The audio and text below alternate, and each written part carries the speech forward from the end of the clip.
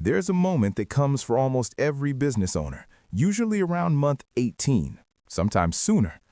It's the moment they realize they've been working 80 hours a week to pay everyone except themselves. The employees got paid, the suppliers got paid, the landlord, the tax office, the insurance company, all paid.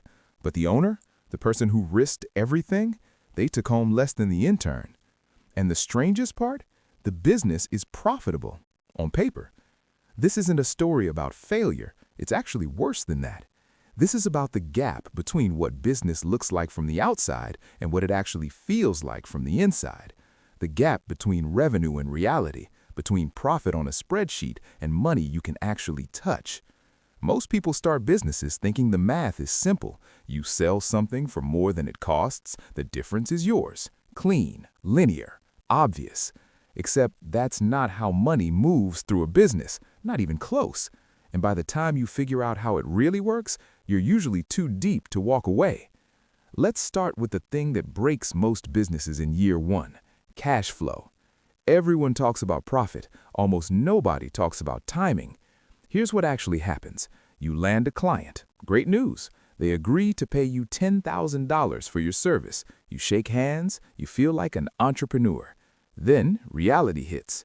To deliver that service, you need to pay your team next week. You need to buy materials tomorrow. Your software subscriptions auto-renew on Friday. Your rent is due in 3 days. But that $10,000, the client pays net 30, which actually means net 45 if you're lucky, sometimes net 60, sometimes never. So you're spending real money today to earn theoretical money later. This is where the math gets cruel. Your business shows a $10,000 sale. Your accountant smiles. You're profitable this month.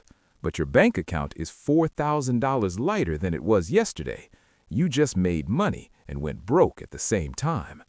Most business owners discover this the hard way when they can't make payroll despite having their best month ever, when they're negotiating payment plans with the electric company while celebrating a record quarter. The business isn't failing. The timing is just killing it slowly. Then there's the tax situation, which is really just a more sophisticated version of the same nightmare. You finish your first profitable year, $20,000 in profit after expenses, not enough to quit your day job, but progress. Then April comes. Your accountant calls. You owe $6,000 in taxes, but you don't have $6,000 because that $20,000 in profit, you already spent it on inventory for next quarter, on a new laptop that died, on the 15 small emergencies that felt urgent at the time. The government wants their cut of money you no longer have. So you have 3 options.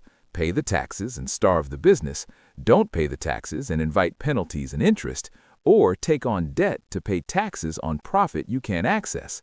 This is the part they don't mention in the motivational Instagram posts. Profit is an accounting concept. It lives in spreadsheets. It gets calculated at the end of the year. But cash is physical. It's what pays for things, and the two are almost never in the same place at the same time. Here's the really twisted part. The more you grow, the worse this gets. Higher sales mean more inventory, more staff, bigger upfront costs, longer payment cycles with larger clients who know they can make you wait.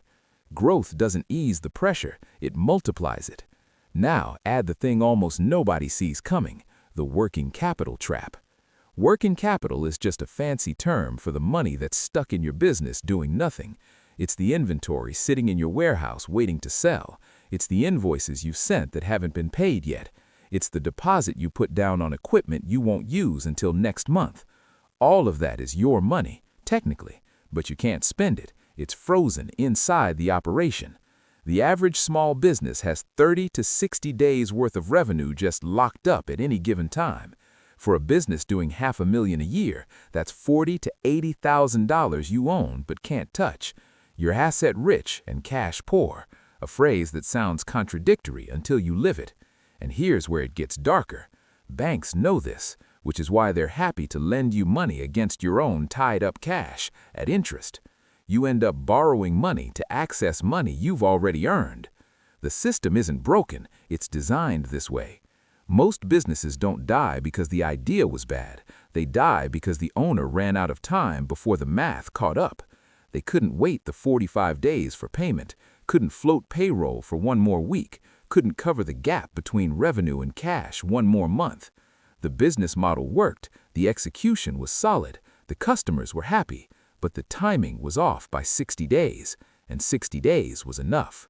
Studies show that 82% of small businesses fail due to cash flow problems, not bad products, not lack of customers, just timing. The uncomfortable truth is that running a business isn't about being smart or working hard. It's about having enough cushion to survive the gap between earning money and holding money. And most people start with no cushion at all. So here's the question nobody asks until it's too late.